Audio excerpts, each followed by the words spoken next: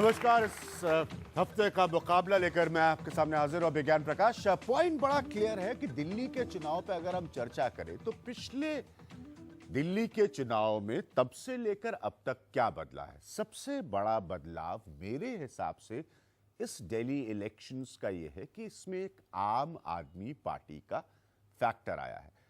जब हम ये कहते हैं कि एक आम आदमी पार्टी का फैक्टर आया है, वो सियासत में कितने सफल या असफल होंगे वो तो आप लोगों के हाथ में है, लेकिन उन्होंने अपनी सियासत को इस मूल आधार पर बनाया कि वो सियासत से करप्शन, भ्रष्टाचार को दूर करना चाहते हैं।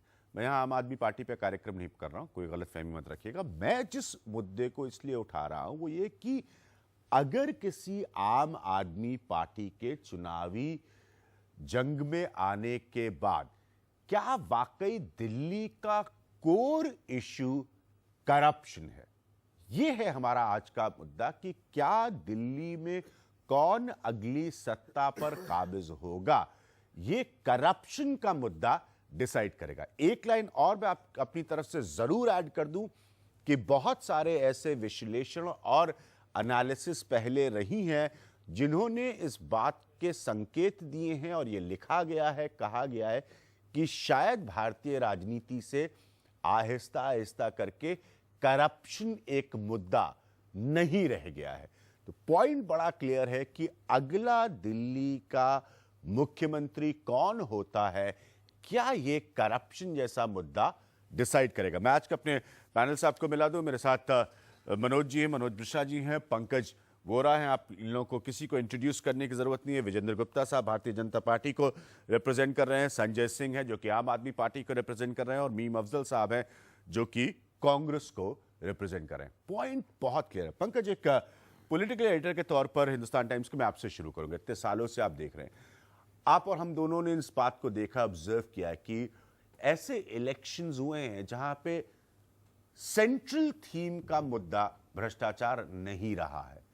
क्या आपको लगता है, कभी कास्ट फैक्टर्स आ जाते हैं, कभी बाकी फैक्टर्स आ जाते हैं, दिल्ली की जनता करप्शन को एड्रेस करेगी इन चुनाव में?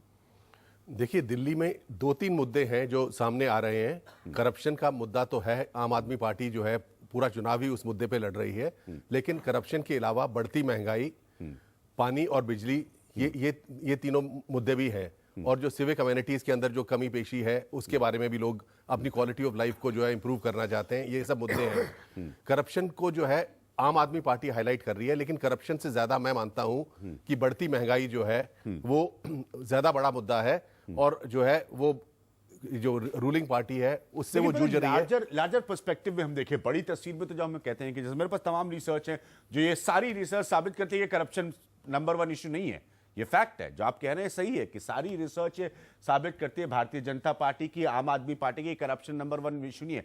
लेकिन मेरा ये मानना है कि जब हम करप्शन कहते हैं, जैसे पानी की समस्या, बिजली की समस्या, मूल कारण कहीं ना कहीं पर उसमें करप्शन ही है, चाहे वो इंस्टीट्यूशनल है या इंडिविजुअल है। इसलिए क्या बड़ा मुद्दा करप्शन लगता है?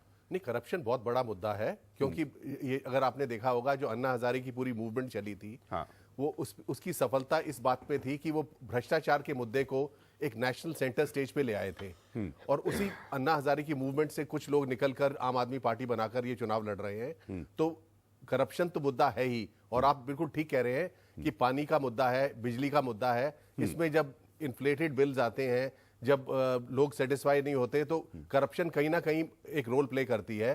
और बढ़ती महंगाई, उसके अलावा जो है लोगों को जो आम रोजमर्रा की जिंदगी है उसमें बहुत ज्यादा दुखी किया हुआ है, और हर लोग जो है दिल्ली का जो नागरिक है वो बढ़ती महंगाई से बहुत ज्यादा पीड़ित है। मनोज जी, पॉइंट ये है, जैसे मेरे सामने एक सवाल, ये मैं संजय से भी बाद में पूछूंगा कि water not corruption top poll issue in Delhi, ये आम आदमी पार्टी का सर्वे है कि पानी भ्रष्टाचार नहीं सबसे बड़ा चुनावी मुद्दा है दिल्ली का। एक ऐसी पार्टी का सर्वे है जो भ्रष्टाचार के खिलाफ लड़ाई से पैदा हुई है। तो वाकई दिल्ली के लोगों के लिए करप्शन इशू है?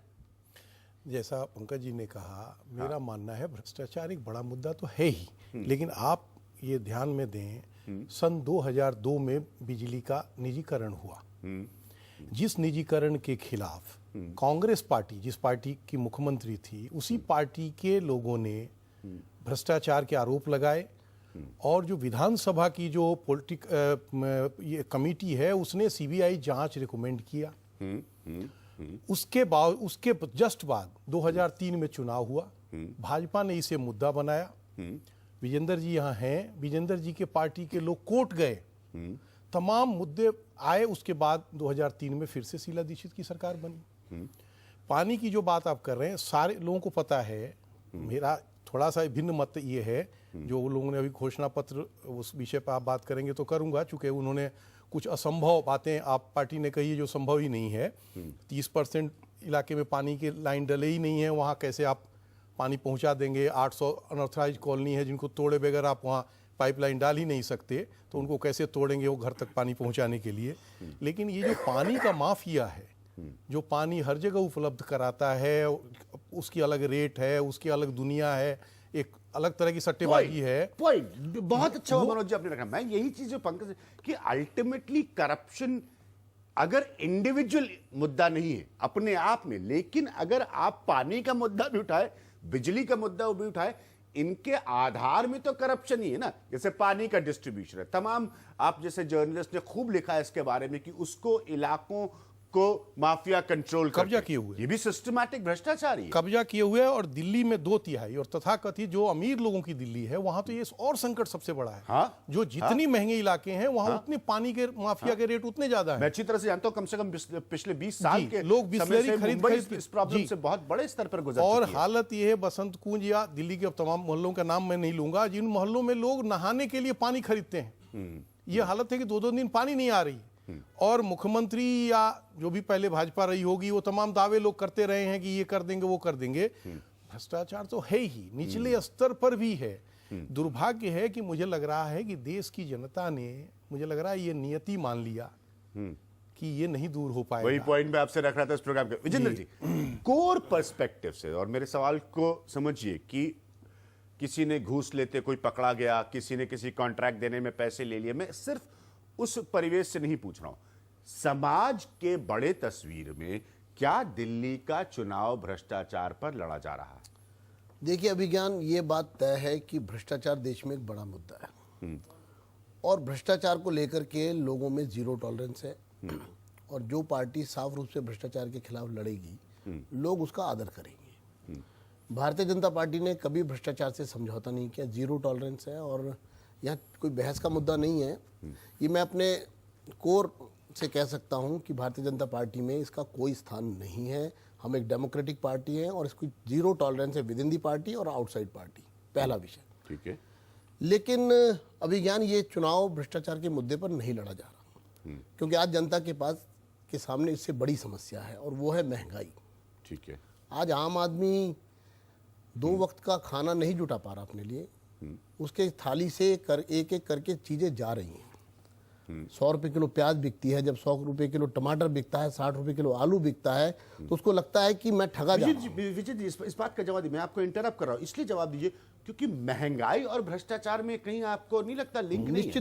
निश्चित रूप से मैं एडमिट करता हूं, मैं इसको इन्फ्लेशन का मतलब क्या है? नहीं, देखिए, कि मंडी से निकला हुआ आलू जो है वो किसान और मंडी के गैप में इतना बड़ा उसका पैसा मैंने बन बताया जाता ना है। कि वो जो महंगाई है उसमें बहुत बड़ी भूमिका भ्रष्टाचार की है, इसमें कोई दो राय नहीं है। ठीक है, लेकिन आज लोगों को लगता है कि सरकार हर मोर्चे पर विफल है। लोगों की जो एक एसेंशियल कमोडिटी का विषय है उसमें भी सरकार विफल है और कहीं कोई राजनीतिक इच्छा शक्ति नजर नहीं आती लोगों को राहत देने की। तो पहला मुद्दा महंगाई है आज की तारीख में, और अगर उसकी बैकग्राउंड में आप जाएंगे तो लोगों को लगता है कि भ्रष्टाचार रुकना चाहिए।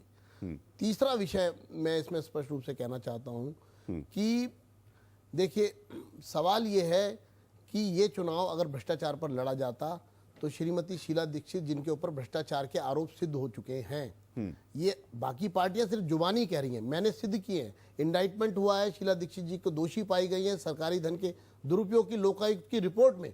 और उसके बाद दिल्ली के सेशन कोर्ट ने मेरी एप्लीकेशन पर एक FIR लॉन्च की है जिसमें 409/420 की धारा उन पर लगी है। वो जाकर के बाद में हाई कोर्ट पर उसको होल्ड करवाने में सफल हुई, लेकिन सेशन कोर्ट ने ऑर्डर कर दिए 409/420 में केस दर्ज करने के। तो शीला दीक्षित जी पर भारतीय जनता पार्टी ने एक लंबी लड़ाई के बाद भ्रष्टाचार के आरोपों को सिद्ध किया है। लेकिन मैं ये समझता हूं कि उसके बावजूद भी अगर वो सत्ता से बाहर जा रही हैं तो उसका एक ही कारण है, और वो है महंगाई, महंगाई और महंगाई।